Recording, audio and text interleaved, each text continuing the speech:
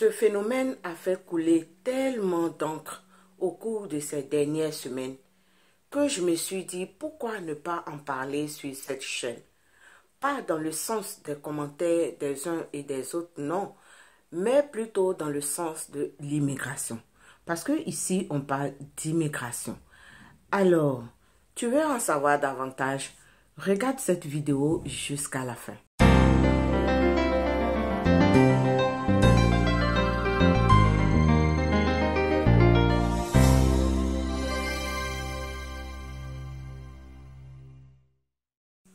Bonjour à tous, j'espère que vous allez bien.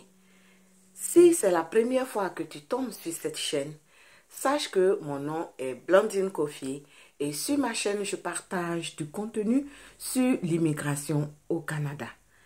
Alors, si tu es passionné du Canada, si tu veux immigrer au Canada, fais de cette chaîne ta chaîne préférée parce que ici, tu as tous les conseils pour faire un bon CV et trouver du travail, pour réussir ton processus d'immigration, pour connaître les différents programmes qui peuvent te permettre d'immigrer au Canada. Abonne-toi donc et active la cloche de notification pour ne plus manquer mes vidéos. Comme annoncé dans le titre, aujourd'hui nous allons parler de ce phénomène qui fait couler tellement d'encre ces dernières semaines. Tout le monde est au courant de cette histoire, de ce phénomène porte-à-porte qui fait parler tout le monde. Les commentaires sont allés de bon train. Chacun a eu à donner son point de vue. Les gens ont condamné. Il y a eu des condamnations, même si c'est sur les réseaux. Mais au vu de tout ceci, qu'est-ce qu'il en ressort réellement? Le phénomène porte-à-porte, nous devons tous savoir que ce n'est pas la première fois que cela se passe. Il y a eu tellement de scandales dans le monde dans ce sens. Mais aujourd'hui, c'est quoi nous appelons phénomène porte-à-porte? Quels sont les coupables? Comment trouver une solution? C'est de ça que nous allons parler dans cette vidéo.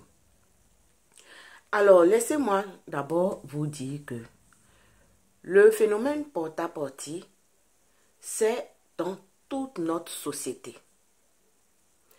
Sur cette chaîne, on ne va incriminer personne et on ne va indexer personne. Mais on va profiter plutôt de ce scandale pour, encore une fois de plus, donner des conseils. Nous sommes tous le phénomène porte-à-porte. Nous allons commencer par la racine. Qu'est-ce qui se passe à la racine? Qui est derrière tout ça? Qu'est-ce que chacun de nous fait pour pouvoir l'éradiquer? Vous serez bien étonné de savoir que personne, aucun de nous ne fait quoi que cela pour l'éradiquer justement. C'est bien beau de condamner. C'est vraiment beau de condamner. Mais une chose que nous devons savoir, c'est que nous sommes tous le phénomène porte-à-porte. Chaque fois que tu as aimé la facilité que les difficultés, tu as été porte-à-porte. Je sais que personne, je suis même consciente que personne n'aime les difficultés. Je dirais que même moi-même, je n'aime pas les difficultés. Laissez-moi vous raconter une anecdote. Vous savez que je suis entrepreneur e-commerce et dans mon domaine, ce n'est pas toujours facile non plus la gestion de la vente, de la clientèle et tout. Et un jour, j'en parlais, je me plaignais presque des difficultés que je rencontrais et tout ça. Et vous savez ce qu'il m'a dit, mon époux? Il a dit, ce sont les difficultés qui font le charme de ce travail. Vous comprenez? Ça m'a tellement marqué que j'ai arrêté tout de suite de me plaindre. Parce que tu ne peux pas obtenir quelque chose de solide, de durable, sans passer par les difficultés. Refuser de souffrir aujourd'hui, c'est accepter de souffrir demain. Tout se construit dans les difficultés. Quand vous voyez des gens qui sont aujourd'hui stables, si ils vous disent par quoi ils sont passés, vous allez dire waouh. Mais nous, en tant que des personnes qui sont au-devant de communautés, nous avons le devoir d'attirer votre attention et vous donner les conseils adéquats. Qui est fautif dans cette histoire? Parce qu'il est bien beau d'indexer ces jeunes filles et ces jeunes hommes. Mais comme je l'ai dit tantôt, nous sommes tous, toi, moi, nous sommes tous des porte-à-porte. Chaque fois que nous avons préféré la facilité aux difficultés, nous avons été porte-à-porte. Et moi, je veux profiter de ce phénomène-là pour attirer votre attention au niveau de l'immigration. Immigrer au Canada n'est pas chose facile. Nous sommes dans le domaine où on entend beaucoup de choses. Il y a des gens qui sont prêts à tout. Comme justement ces jeunes filles et ces jeunes garçons pour immigrer au Canada. Mais laisse-moi te dire que ce n'est pas une chose facile. Immigrer au Canada n'est pas une chose facile. C'est pour cela qu'il faut travailler. Chercher à mieux connaître ce pays dans lequel nous voulons déposer nos futurs bagages. Il faut en apprendre un peu plus sur ce que ce pays peut m'apporter. Sur ce que je peux apporter à ce pays.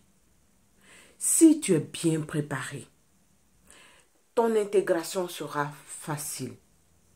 Mais si tu es mal préparé, je te dis, tu vas regretter d'être arrivé ici. Vous savez combien de personnes regrettent chaque jour? Vous savez que sur ma chaîne, comme son nom même l'indique d'ailleurs, KB Conseil TV, mon Dieu, ici, je donne des conseils selon mon expérience.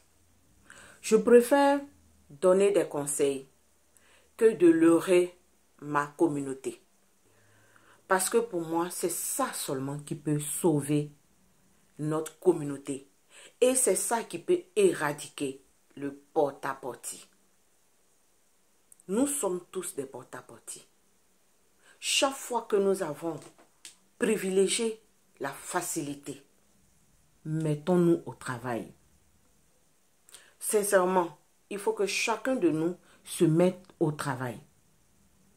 Toi qui dis aujourd'hui, qui critique ces jeunes hommes et ces jeunes filles et qui les indexe en leur reprochant de faire du porte-à-porte, tu oublies que toi-même tu es porte-à-porte. Ce n'est même pas dans l'immigration seulement, à tous les niveaux de la société. Prenons conscience, nous-mêmes les adultes, et inculquons les bonnes valeurs à notre jeunesse. Je sais qu'on ne peut pas éradiquer à 100%, mais au moins, on aura fait quelque chose pour l'humanité tout entière. Chacun de nous a une mission sur cette terre. Fais ta mission et pars tranquille. Martin Luther King était là. Il a parlé il disait des vérités, mais parce que ce n'est pas lui qui va profiter de cela. Il a dit les vérités et il est parti. Mais ces vérités-là ont rattrapé la génération future. Le monde est ainsi fait. Fais ta part de vérité et pas en paix. Mais sinon, tu vas regretter un jour de ne l'avoir pas fait. Prenons soin de notre jeunesse. Inculquons-leur les bonnes valeurs. Nous-mêmes devenons un exemple pour cette jeunesse-là. Voilà les conseils que je voulais partager avec vous, ma communauté. Ce que je peux vous demander, c'est vraiment de prendre chaque mot en considération. Merci de me suivre. Merci de votre fidélité. N'oubliez pas surtout de faire abonner tout votre entourage afin que l'information puisse toucher le maximum de personnes. Donnons surtout des conseils autour de nous. Parce qu'aujourd'hui, c'est ce que plus personne ne veut faire. Et notre jeunesse est en train de sombrer. Merci et à très bientôt.